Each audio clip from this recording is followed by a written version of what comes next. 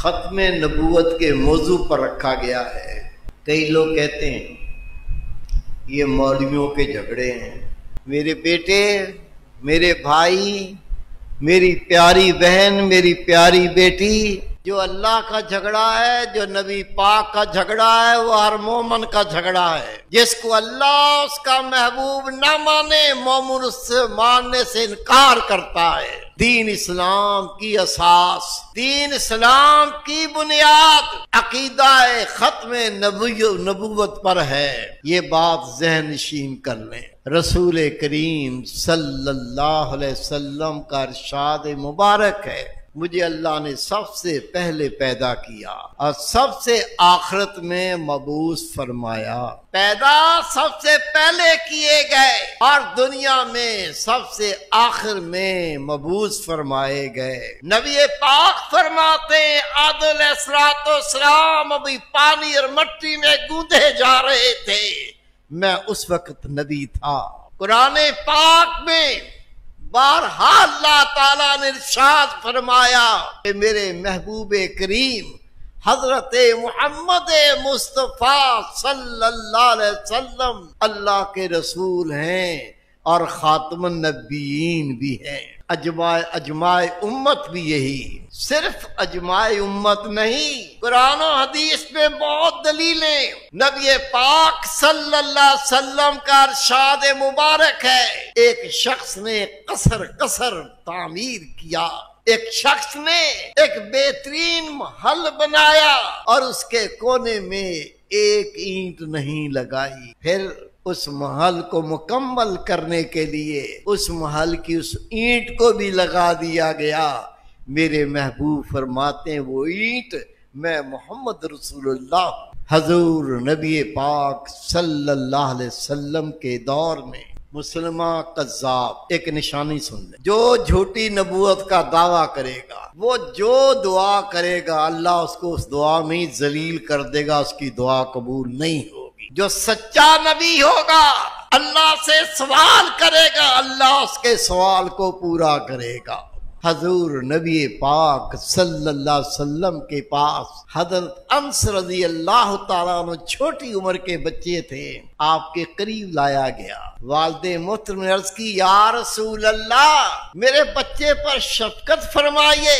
میرے محبوب نے رحمت والا ہاتھ جیسے ہی ان کے سر پہ رکھا، آپ فرماتے ہیں میری عمر 80 سال ہو گئی، میرے بال کالے ہی تھے، سفید نہیں ہوئے، حسن قائم رہا، چہرے پر سرٹیں نہیں آئی۔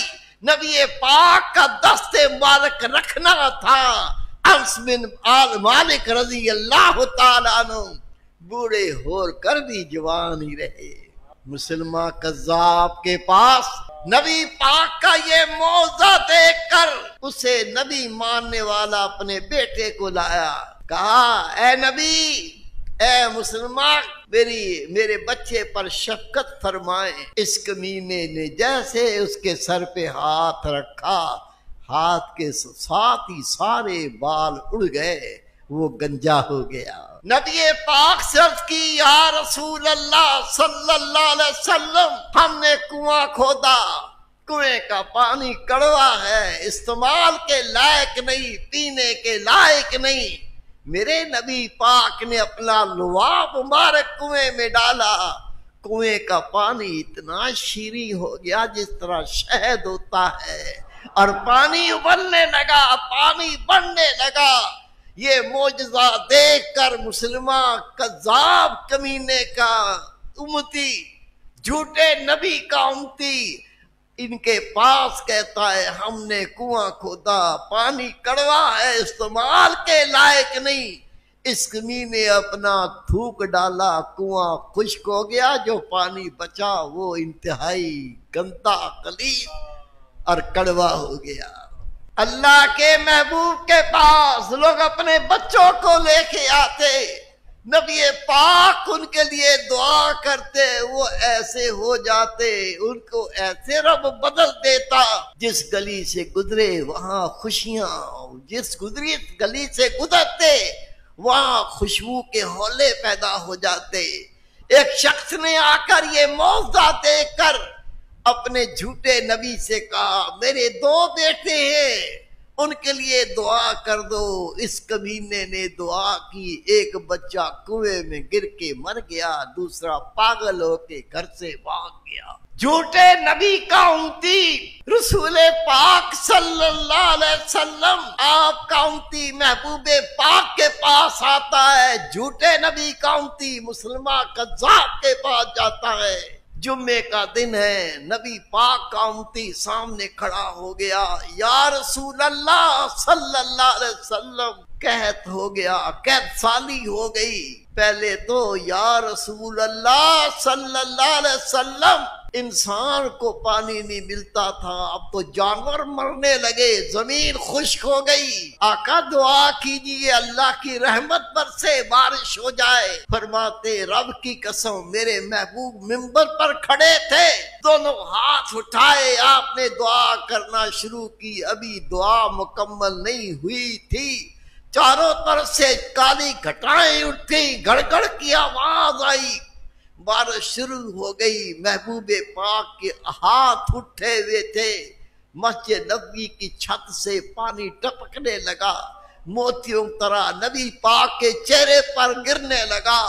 کہتے ہیں جمعے کے دن بارش، ہفتے کے دن بارش، اتوار کے دن بارش، پیر کے دن بارش، منگل کے دن بارش، بدھ کے دن بارش، جمعرات کو بارش، پھر جمعہ آ گیا۔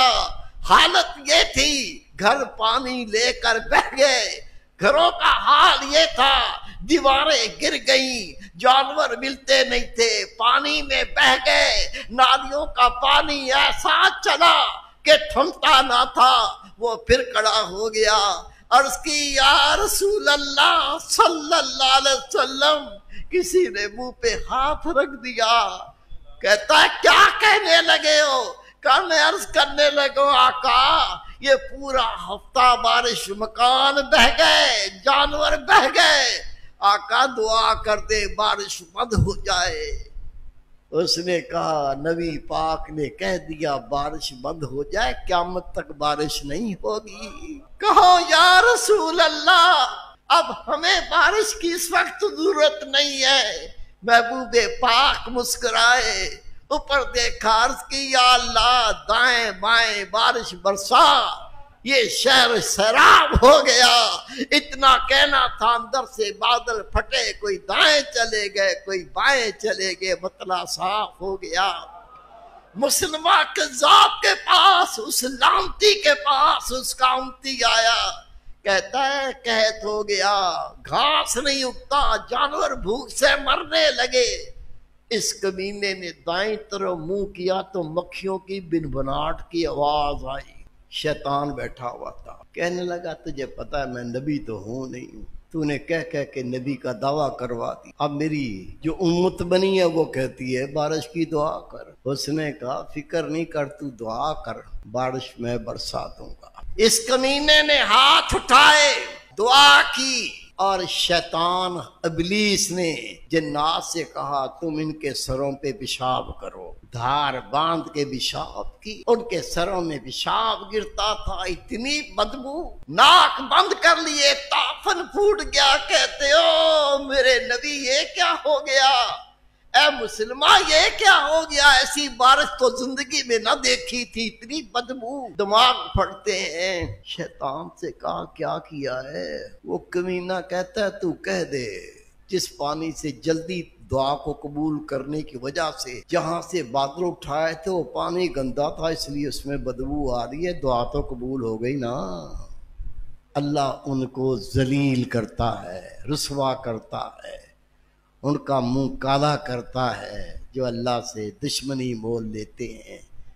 نبی پاک صلی اللہ علیہ وسلم کے مقام میں حصے دار بننے کی کوشش، مسلمان کذاب اللہ کے رسول کو نبی مانتا تھا، نبی ہونے سے انکار نہیں کیا تھا، لیکن کہتا تھا مجھے نبوت میں حصے دار بنا لو۔ احمد مرزئی نبی پاک کو نبی مانتا تھا، کہتا تھا میں بھی نبی ہوں، حصے دار بنتا تھا، میرے نبی کی نبوت میں کوئی حصے دار نہیں۔